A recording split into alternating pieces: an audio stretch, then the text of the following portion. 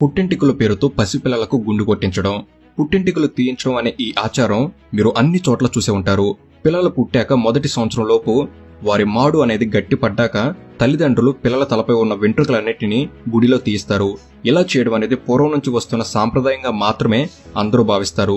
కానీ ఈ ఆచారం ఏర్పాటు చేయడం వెనక ఒక సైంటిఫిక్ రీజనే దాగి ఉంది. సాధారణంగా ఒక బిడ్డ తల్లి కడుపులో 9 నెలల పాటు ఉండి పెరిగాక తర్వాత కానీ ఈ లోకానికి వస్తాడు. అయితే గర్భంలో ఉన్న ఈ 9 నెలల్లో లోపల ఉమ్ము నీటిలో బిడ్డ శరీరం అనేది పెరుగుతుంది. దాంతో కొన్ని రకాల సూక్ష్మ క్రిములు అనేవి బిడ్డ శరీరంతో పాటు తల పైభాగంలో కూడా ఉండి వాటితోనే బిడ్డ బయటకు రావడం జరుగుతుంది. ఇక బయటకు వచ్చాక కొత్త చర్మం వస్తూ శరీరంపై సూక్ష్మ క్రిములు అనేవి మెల్లగా పోతున్నప్పటికీ తల పైభాగంలో వెంట్రుకల విషయంలో మాత్రం అలా జరగదు.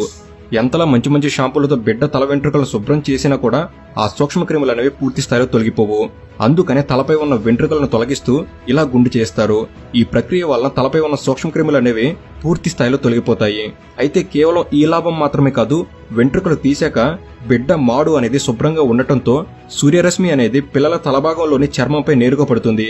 దాంతో ఈ సూర్యరశ్మి వలన పిల్లల్లో మెదడు అనేది వేగంగా త్వరగా అభివృద్ధి చెందడంలో సహాయపడుతుంది. అలాగే సిరల్లో రక్త ప్రసరణ బాగా జరుగుతుంది.